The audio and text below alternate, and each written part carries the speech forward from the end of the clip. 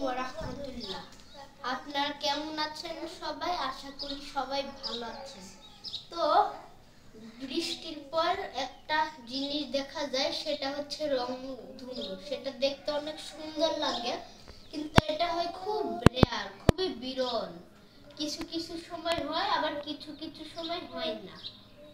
তো আজকে একটা বিস্ময়কর জিনিস করব আমি। সেটা হচ্ছে আমি বাড়িতে, আপনারা বাড়ির ছাদেই কিন্তু রংধনু তৈরি করতে পারবেন। কি অবাক হয়ে যাচ্ছেন তো? বিশ্বাস না হলে আমি আপনাদের করে দেখাচ্ছি। তো দেখুন, এখানে আমার এই কাজটা করতে লেগেছে একটা কৌটা টাইপের আর কি।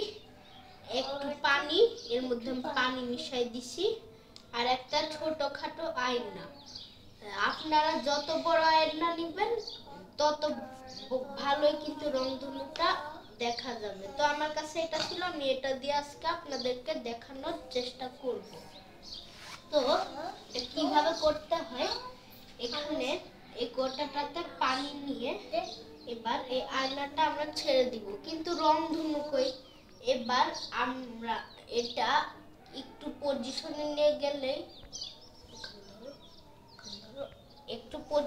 নিয়ে গেলেই, দেখুন আয়না থেকে প্রতিফলিত হয়ে ওই দেখুন ওখানে রংধনু তৈরি হচ্ছে।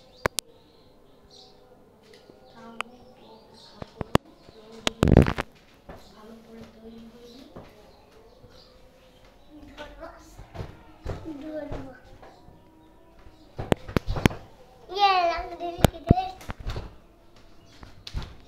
দেখুন রংধনু কিন্তু 7টি রং দেখা যাচ্ছে: লাল, কমলা, হলুদ, সবুজ, আকাশী, নীল এবং বিগুলি, যাকে আমরা সংক্ষেপে বলি বিন্যাস রং। জিনিসটা খুব মজা লাগলো, তাই না? তো আপনারাও কিন্তু বাড়িতে এটা ট্রাই করতে পারেন, কিন্তু এটা ট্রাই করার এটা তৈরি করার একটা সময় আছে।